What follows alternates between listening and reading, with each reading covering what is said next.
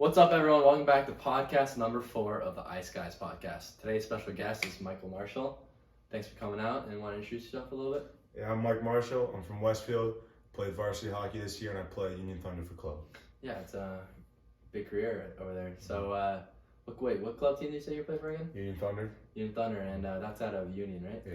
That's off of Route 22. You go there. And how long have you been playing at Union Thunder? 3 years now. 3 years now, and it's still the same team over like these 3 years. Like you're still seeing the same kids. It switched up a little bit the second and third year, but it's honestly been better than it was at first. I'm loving it. And where are these kids coming out from? A lot of kids. We get some Scotch Plains kids, a lot of Westfield kids, a Watchung kid. There's kids from all over, everywhere. Yeah, so you're obviously a hockey kid. Do you want to tell everyone when you started playing hockey? I started playing hockey a little bit later than everyone else. I started playing when I was 7 years old. I was terrible. It was a great time though, but yeah. And did you feel like you were struggling to get into the game when everyone else was a little more advanced than you? Yeah, when I first started playing, I was struggling a lot. I had my shin pads over. I wore these like sweatpants when I first started playing. I put my shin pads and stuff over that. I didn't really know what I was doing. Kind of just hopped out there and tried to start learning, and ended up pretty okay. Yeah, I mean, I feel like hockey's one of those sports where it's super hard to start off, but once you get it going, you feel a little more comfortable because I feel like for hockey you gotta learn how to skate first, and then once you got the skating down, then you can start worrying about the stick and the puck, and yeah, it's also hard to find ice time. It's not like you can practice every day for 5 hours. Yeah, especially in New Jersey, you can barely find ice time to even get into the game, and then it's also very hard to get into the game. Yeah, so I feel like it's up there with the hardest sports to get into, especially when there's not a lot of rinks around. And so you've been playing for a while now, and do you remember a time where you're like, oh, you know what, hockey's my thing. I'm starting to pick it up now, and I'm enjoying it. It was my second year, my bantam year. Previous to those years, when I would play, I never really thought about what I was doing. I kind of just played to play. Didn't really know what I was doing, wasn't very good. Bantam year kind of turned it around a little bit. At the time, I played with the Cranford Ice Hockey Club.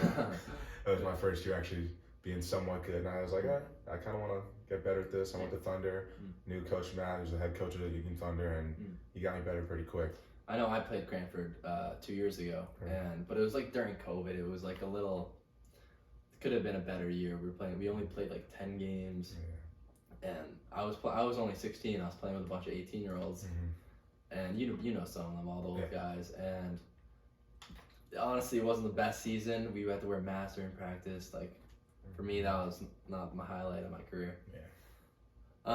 So you're also known at the high school for being a lax stud.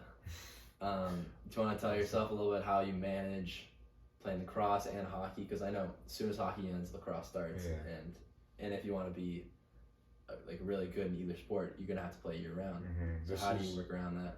This was my first year playing like full year round, like club high school, and it took a really heavy toll on my body. I didn't have a lot of rest time. I was going through a lot of back injuries and stuff, but as long as I've been staying smart. I've been going to physical therapy. A lot of things I've been doing to just stay in the game and stay in both games, stay consistent. It's been honestly just been so much fun, just like sport after sport after sport after sport, and I love both of them so much.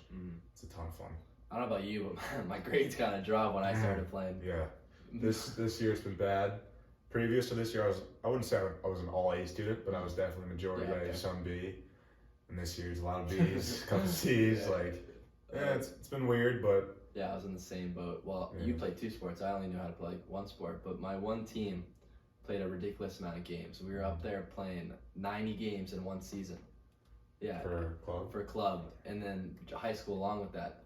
So I played around 100 games, all of them most of them out of the state, and like you said, my grades, you just run out of time to do homework. Exactly. And then once you think you're doing homework after hockey, you're tired. Because hockey is not a sport where, like I can save some of my energy. I think you need everything in energy. It's a very tiring sport.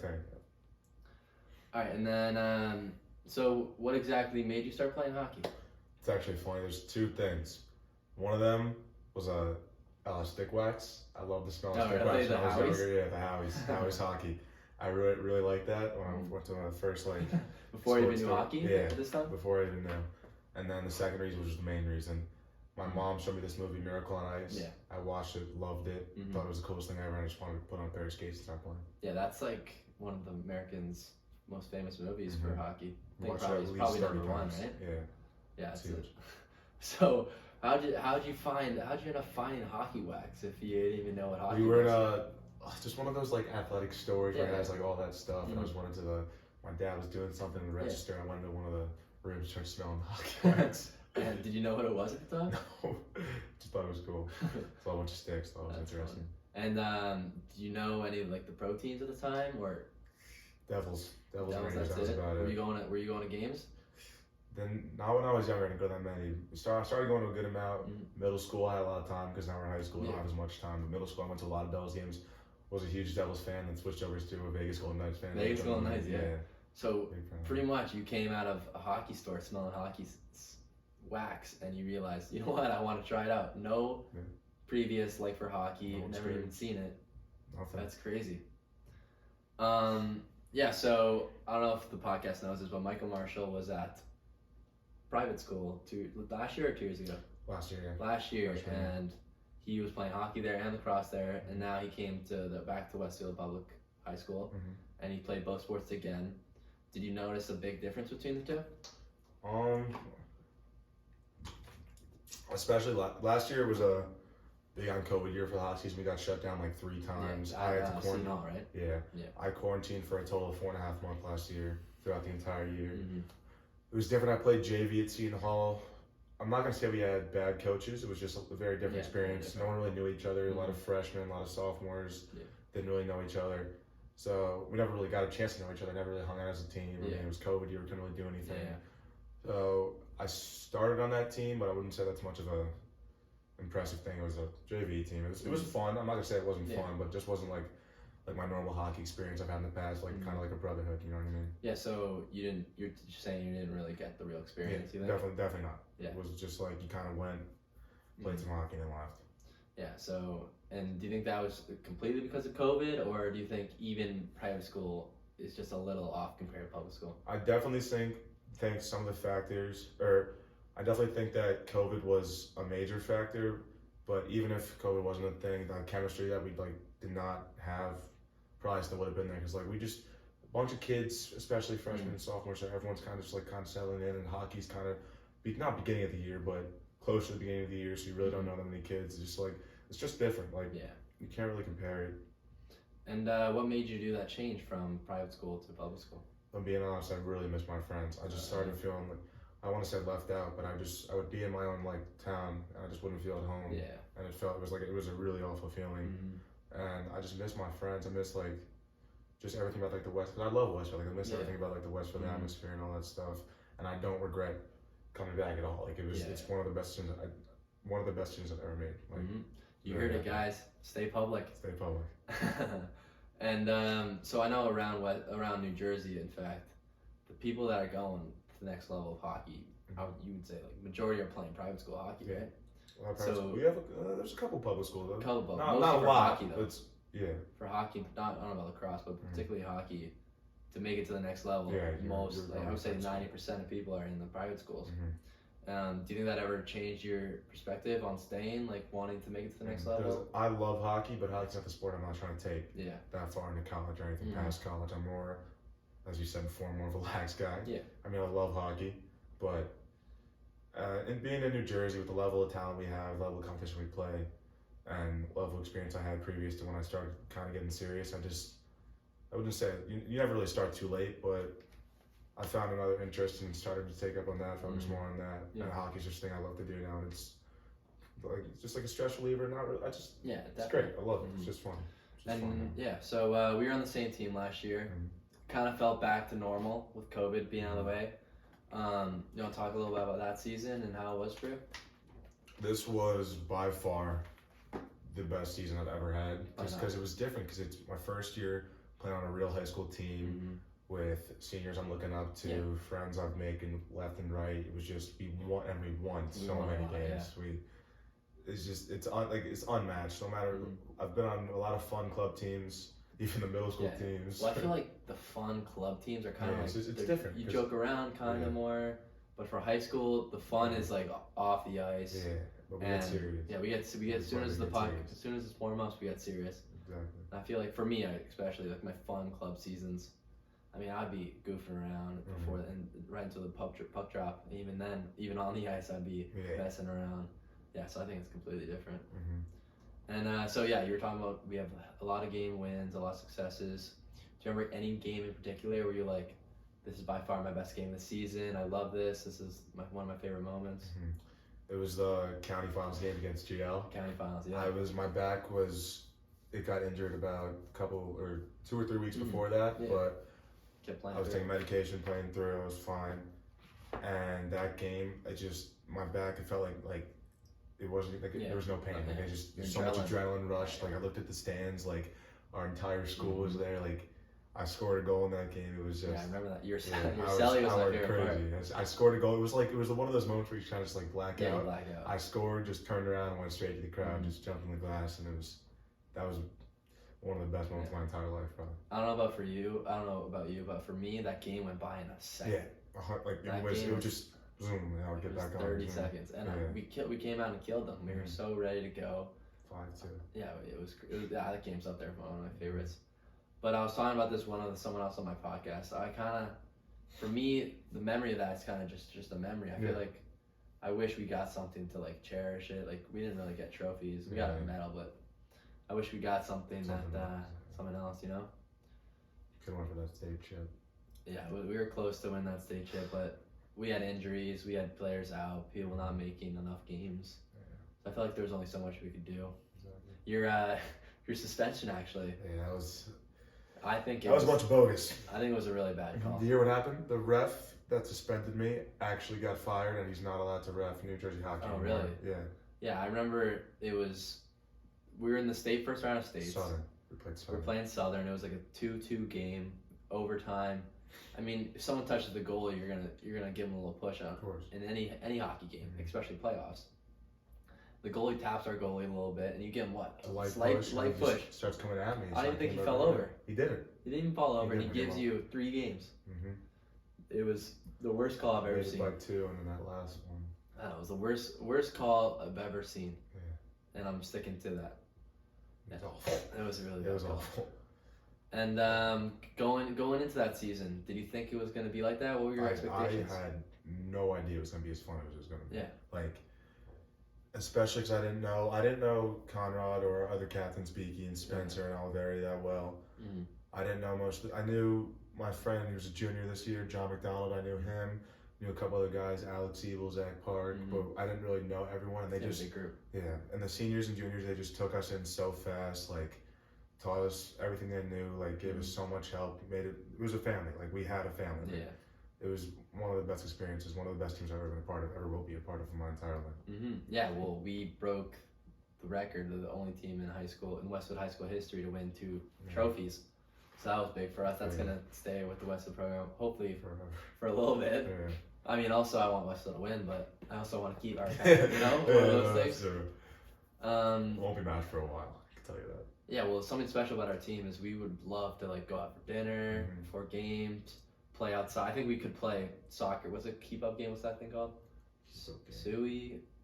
Oh, Suey. Yeah. So it's like the game the NHL plays before that game. It's just like you get in a circle and kick the soccer ball around. You gotta keep it up. If you drop it, you're out. Yeah, we could play that game for hours with each other. Yeah. Instead of like, well, of course the games we're there for the game, but we could have been outside for 3 hours playing Suey. We didn't we would play Suey until 15 minutes until game, and then we'd rush to get dressed and go on the ice. That could have been my favorite part. I know it was always a couple kids in the finals. Me, you, Evil was up there. Spencer. It was always us 4. Everyone else would kind of, they weren't the best soccer players, but we were up there. You gotta have the hips. You gotta have the hips. Yeah, it was my favorite part. Yeah. And we'll move on. So we know hockey is a prominently white sport. And do you want to talk a little about your experience being African American playing hockey and some challenges you faced?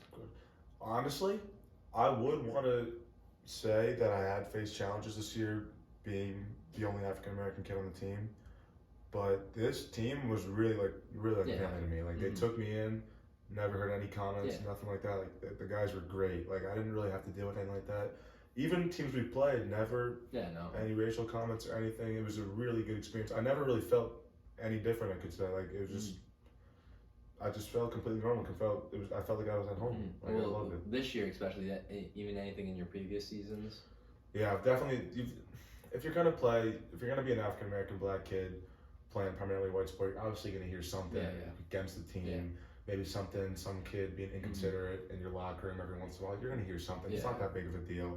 I heard a couple things last year on club.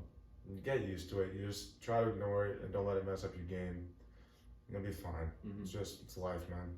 And are those comments and stuff like impacting you a lot in the locker room? Like, you're like, oh, these kids are saying this stuff. Like, why am I playing with them? Or you kind of just let it blow over? When I never really thought about that type of stuff until this year, because I never really heard it that much. And when I did hear that type of stuff, I was like, it's normal. So put more thought to it this year, but this year I never really heard the stuff in the locker room, because our team was just, everyone was the best. Like, no one was really throwing that type of stuff around. It was great. Like, it was really a family. Yeah, I would say the same. Like, I remember everyone in the locker room. We were always friendly. I feel like usually there's like a hockey, like, no, all sports, like the little hazing thing. I didn't think we hazed. Like, there's not a single hazing through Westfield. And I remember, like, there's other sports. There's been like news stories about throwing people in the showers and all that stuff. Broomstick stuff. Yeah, it's just like crazy for me to feel. But so we'll move on. So, hockey career has been long. Do you remember any time where that's been your favorite hockey moment, being goal or away tournament where you just had so much fun? Any like particular moment, not a season, like a moment? It's got to be in the season. It's either, I would say the first goal I had, we went up to Boston to have, it was our first time playing against a team. We were playing in Boston against this, you know what they were called? I forget. Situate. This team Situate. And I remember Matt Beakey gets the puck on the boards, passes, we're in the zone, he passes cross ice to me for a one-timer, I ripped the top right. And it was like, wicked one time. Yeah, I didn't know I was going to do it. I didn't think I was going to do it. And I was like, wow, that was awesome. But I think the moment that really takes it was that Union County final goal. When I forget who, I think it might have been Liam Hillwine. He's down on the net, brings it around, passes it up to me. I get a one-timer from the point, and it just creeped in like bottom left, close. It creeped in close, corner bottom left, and it was like amazing. It was like the most joy, like happiness, every positive feeling I've ever had in my entire life. I remember one of your highlight goals this year. I think it might have been your first goal of the season. Around the power play, were we? And you got a one-timer. It was the craziest thing I've ever seen. It was like NHL Steven Stamkos shot going top right. And I remember like, wow, like that's a sick shot. It was like maybe 90 miles per hour. It was wicked. I remember you get the game puck after that. That's always a good moment. I remember my game puck. It was against Scotch Plains, actually. I was a defenseman, skated up just like you, skated up the ice, and then I got a lucky shot. It like trickled in like the first game of the season, and I still remember that moment like it was yesterday. It's special, right? Yeah, it's special. And so what I'm doing is asking everyone to bring on like a podcast, the NHL predictions this year, because obviously it's playoffs, and there's only 4 teams left. So a couple other people said the Rangers. One person said Tampa Bay. Who's your pick to win the NHL 22 playoffs? If I'm being honest, I'm not gonna sit here and act like I'm like always watching hockey.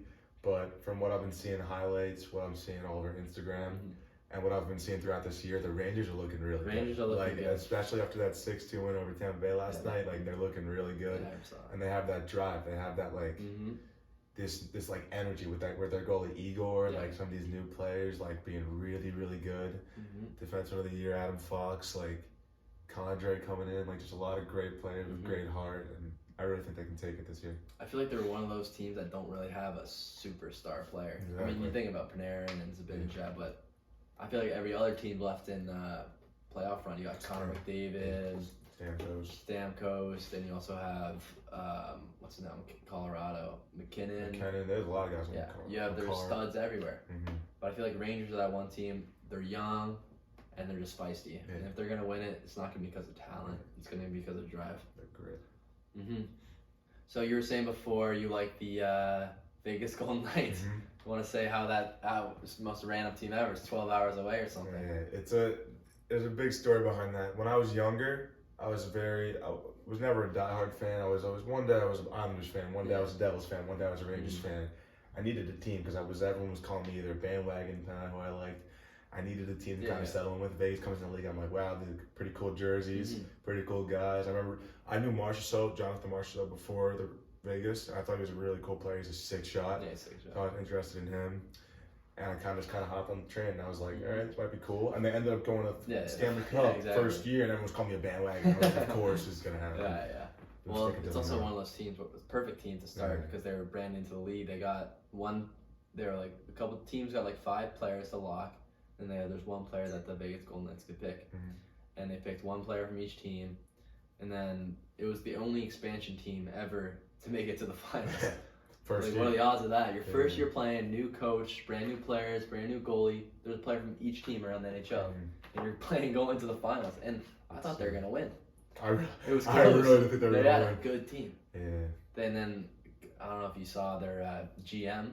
They changed their GM in the recent years, and he's getting a lot of bash on social media for his trades. Yeah, they haven't had a great. He's so far. Well, no, their coach it was, not their GM. So they had this brilliant coach, brought them to the playoffs like 2-3 years in a row, right? They traded their coach because they lost to like San Jose. So this new coach is like he's trading Marc-Andre Fleury, trading all these players, and now they're not a playoff team anymore. So I think all because of if they didn't fire their coach, I think they would still be a great team. All right, well, I think that's all the time we got for today, but thank you for coming out. Of course. It's been great. Thanks for having me. Of course. Peace out. Yeah.